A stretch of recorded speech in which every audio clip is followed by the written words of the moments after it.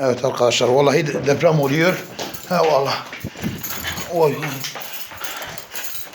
Deprem oluyor Diyarbakır'da.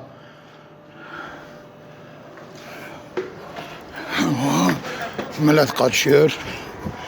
Oh. Oh.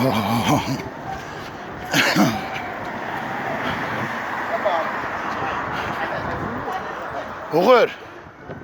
Daha da sallanıyor ha. He ha. Evet millet hep dışarıda. Gördüğünüz gibi. Diyarbakır'da demek deprem olmuyormuş. Oluyor. Ne dedin? Çok şiddetli bir deprem oldu. Herkes şu an dışarıda. Allah. Aha.